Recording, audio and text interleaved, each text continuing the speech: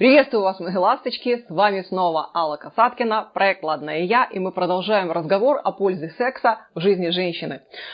Первое видео на эту тему вызвало очень много эмоций, там идут до сих пор переговоры в комментариях, бурлят страсти, ссылочку я положу в верхний комментарий, но я сегодня хочу продолжить очень важный момент развить, потому что почему-то многие женщины усомнились в том, что я за секс.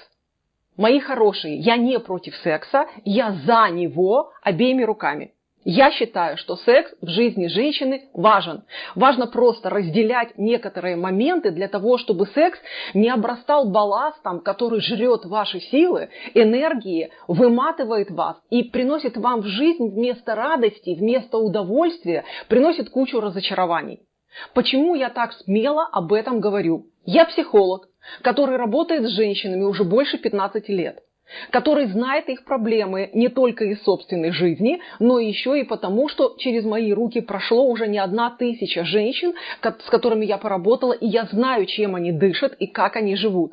Поэтому сегодня мы будем развенчивать миф о роли секса и мужчины в этом сексе для того, чтобы вы чувствовали себя счастливыми, для того, чтобы вы не чувствовали после каждого такого секса для здоровья себя использованными.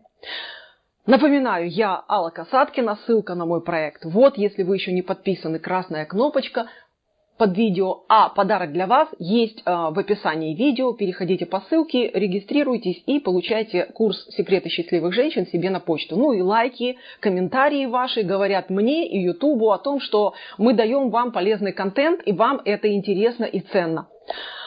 Что же такого есть в сексе для здоровья, чего не учитывают женщины и чем злоупотребляют мужчины? Сильно злоупотребляют.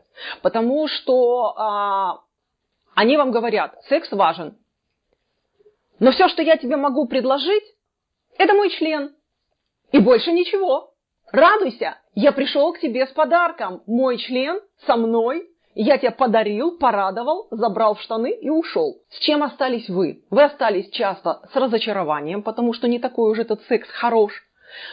Вы остались с неоправданными надеждами. Вы остались с вложениями, очень часто, которые вам не вернулись. Почему? Как идет мужчина на свидание к женщине, если у него секс для здоровья? В лучшем случае он помылся. Все.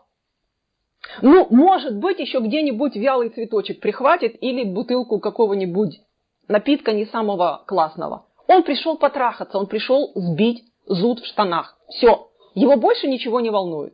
Что делает женщина? Женщина готовит ужин. Женщина приводит себя в порядок, женщина приводит дом в порядок, женщина стелит свежее белье, чтобы было хорошо, приятно, готовит себе белье красивое, чтобы было чем глазу зацепиться. Женщина основательно в это все вкладывается. Прикиньте свою инвестицию. В лучшем случае он помылся и прихватил какой-нибудь занюханный цветочек, и вы, которая сделала вот столько. Знаете, как шутят немецкие женщины? Немецкие женщины, они прагматичны.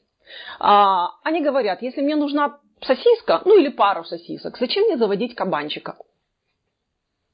Цинично, правда? Но это именно то, что вам нужно знать, если вы решили, вам важен мужчина, вам важен секс, вы хотите просто телесного контакта. Это нормально, абсолютно нормальное, хорошее человеческое желание. Но что вам нужно делать, мои хорошие?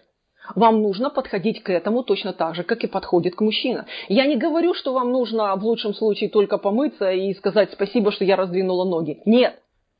Но отнеситесь к этому так, что если секс нужен вам и нужен ему, пусть и он вложится. Обозначьте пункты, за которые отвечает он, и обозначьте пункты, за которые отвечаете вы.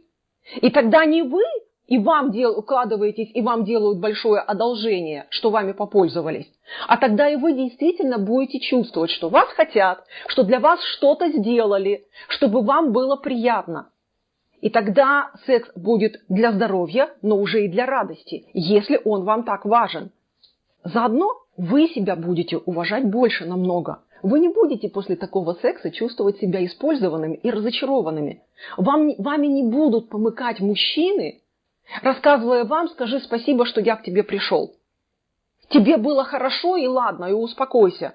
Смотрите на ситуацию трезво.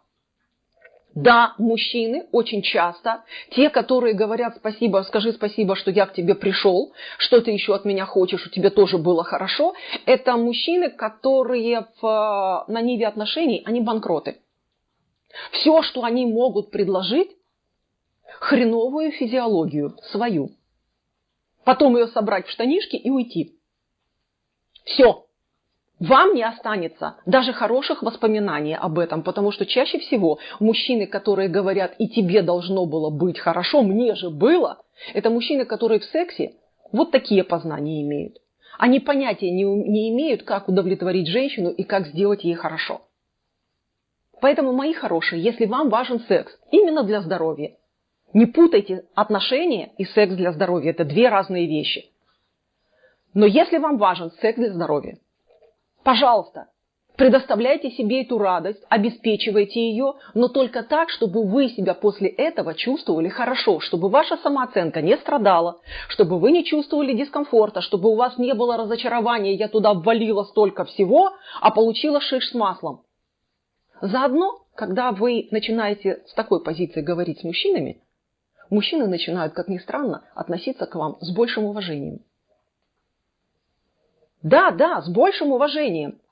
Потому что вы себя внутри ценить начинаете. Вы не даете себя использовать. Мало того, вы даете ему почувствовать то, что иногда чувствуете вы, когда они вам говорят, скажи спасибо, что я вообще пришел. Мои хорошие, занимайтесь сексом. Пусть он будет для вас радостью. Пусть вам будет от этого хорошо. Но помните, секс, если он у вас для здоровья, должен быть удобен и вам, и ему. Счастья!